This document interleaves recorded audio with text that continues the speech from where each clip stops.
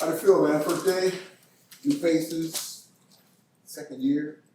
Yeah, it's good to be back. Good to see everyone out there, and I thought the team brought a lot of good energy today, and we're looking forward to all the work that we're going to put in this camp. Football started a little earlier this year, but we're excited for the opportunity. Mike Williams is retiring. Just your thoughts on a guy that obviously you have a lot of respect for and played with for a long time. Yeah, I want what's best for Mike. He's always been there for us, and we're going to be there for him. It's obviously a tough situation, and I've got so much respect for him as a teammate, as a friend, as a receiver, as a player, and the man that he is. We're just going to be there for him, and however we can help. Football at the end of the day is a game, and there's more to life than just football, and I'm just hoping for the best for him. Just when you met back with him in the spring, did you have any sense that something like this was potentially coming?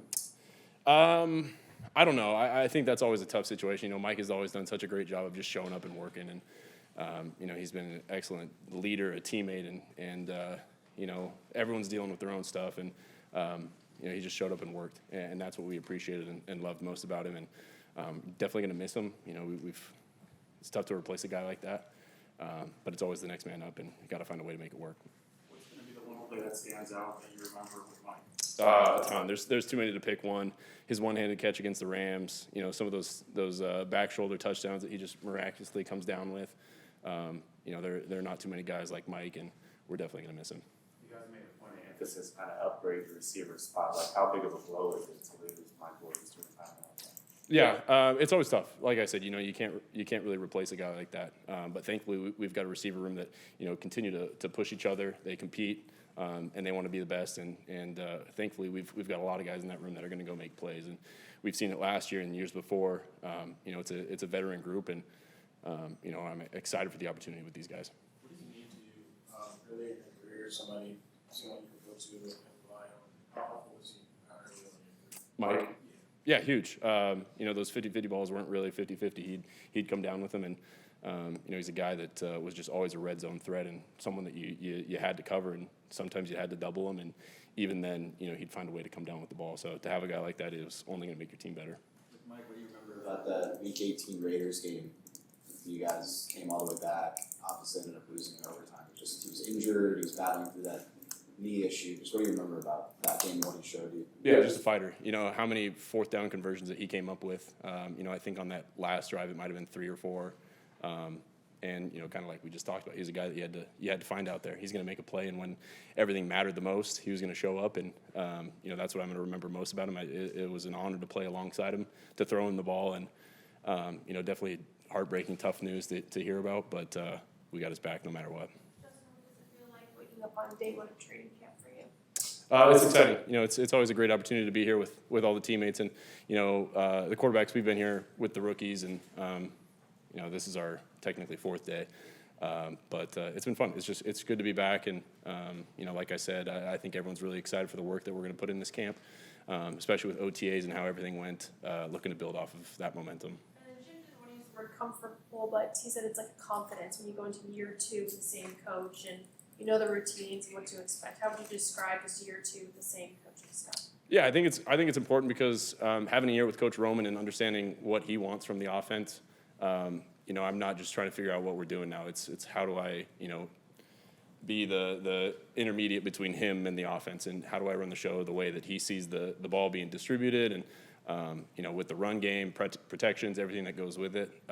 So I feel like I've got much more comfort and understanding of the offense. And then Jim said today that everyone on the offense, coaches and players included, need to improve to come up to the level of Justin Herbert. What does that make you feel? I wouldn't necessarily agree, but I think he's the head man, and we're going to follow him no matter what. But I think we could all play towards him and try to make him proud. Justin, just speaking about the other receivers, now that have an opportunity with Mike retiring, he's the 2nd round pick. Trey Harris hasn't reported to camp yet. Just these training camp practices for rookies, and then trying to build that chemistry with those guys. Like, what is he missing out on, and how important are these practices for a young player? Yeah, they're really important, but I think he's done such a great job of, especially in OTAs, of making up for that time. And we know it's a business at the end of the day, and no one's going to fault him for doing what he's doing. And he's our teammate, and we respect him, and we've got his back no matter what. But we got a bunch of time in this off season, and I know that he's been working hard these past couple of weeks, this time off, and whenever that deal gets done, he comes back. I know he's not going to miss a beat. He's done an incredible job. He's picked up the offense really quickly, and he's a true pro. So it's good to have a guy like that. He touchdown to Jalen. What element can he bring to the offense that doesn't help Mike retire? Yeah, I think he does everything really well. I think he's one of those guys that, whether it's the quick game, whether it's the intermediate stuff, or whether it's, the deep balls like that, he's definitely fast enough to be able to take the top off. And, he's such a great route runner that he's able to beat man coverage. And another guy that you feel comfortable going to, whether it's zone or man, just finds a way to get open. Bradley and Zion, we talked to Jim this morning. He said that it's going to be more of the same as in the spring with those guys rotating. I mean, how do you sort of approach that process where you're going to be taking snaps from a different guy every other day, basically? Yeah, I think it's a good opportunity for us because during the season, things like that, could happen. You got to be ready for a guy to go down, and to have, whether it's Bose or Zion, two guys that you feel comfortable with, I think it's only going to help us. And it's a little different, going from guy to guy each day, but that's the great thing about fall camp is we've got so many reps, and we're going to get so many snaps under center in the gun that we're going to feel comfortable, and whoever it ends up being, we're going to have complete faith in them. What have you seen from Zion as far as in the center? Obviously, no pads, so it's tough to get a read. But just in terms of him diagnosing, pre-snap, the communication between you two, his communications with the rest of the line, what have you sort of noticed from him when he's been at center in the spring? Yeah, he's really smart. He's got a great feel for what we're trying to do offensively. I think the thing that he's done such a great job picking up is just moving fast, playing fast, and IDing the defense and moving on. Because at the center, you got to be one of the fastest players out there mentally, and he's capable of that. And I think that's what Bose has done so well. And so to be able to sit behind a guy like Bose and learn, I think it's only going to help him. Justin, to follow up on what your coach said about you earlier about your biggest weakness. You've been around him now a full season. You've heard him say things like this. What do you make of it when he says stuff like this? Like a Jedi mind trick, or what kind of point is he trying to get across?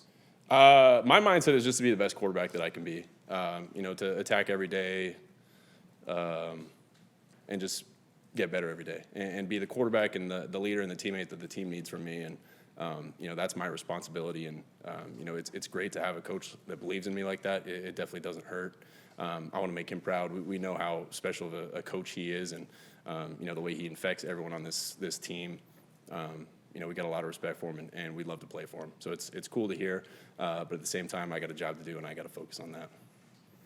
Were you wearing contact lenses out there? I was. They're like sunglass contacts. UV, yeah. Yeah, it sometimes when it gets bright, I don't know, my eyes have a tough time, so It made you look like a Sith Lord, essentially. really. A lot of Star Wars references. Uh-oh. I tried a visor a couple years ago, like a tinted visor, and I didn't really like the visor, the way it, I had to keep like cleaning it off, and they told me that the contacts were an option, so I tried them out, and they really helped. I didn't have to squint nearly as much, and if I'm able to see the field better, because of it, it definitely helps here. Do you know of any other players that do that? Like, is it just something like documented? A lot of people wear the tinted visors. I think you need. Contact lenses. I think it's really common in baseball. I'm not sure with football, but it was just something that they talked about as an option, and I felt like it helped. So as long as it works, and I'm not opposed to doing it. Probably a few people, yeah. Yeah, when I stepped into the huddle, I think some of the guys were a little surprised, but I think they're like, "Oh, we're gonna go score." Yeah, it's like, all right. You tried it out in the spring first, or today was literally the first day you? I tried it out in some of the rookie camps a couple days ago. Okay. Yeah, so pretty new. And you could hypothetically wear them during games. I could. It'd be a doctor's prescription, just because of sensitive eyes, and I would be allowed to wear those. I think. We'll try. Of course. Yeah. What did you make of the new jerseys that you guys unveiled yesterday? Yeah, I thought they were really cool. We got a chance to see them maybe a month or so ago, and we already felt really fortunate to be wearing the jerseys that we do wear. And then when they added those ones, it only got cooler.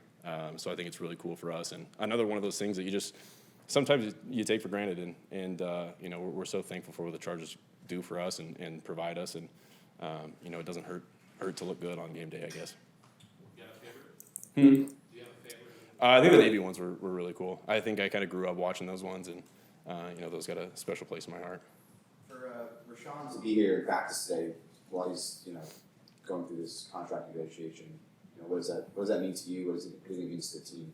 Yeah, you know, he wants to work, and another thing about football being a business, and we understand the situations he's in, and we obviously want what's best for him. But he's got a commitment to our team, and we all appreciate that. We understand where he's at, and what he's up for, and to have a guy like that wants to show up and work and practice with us, and he's got better things to do. But to have a guy like that, especially on the left side, it's fun to play behind him.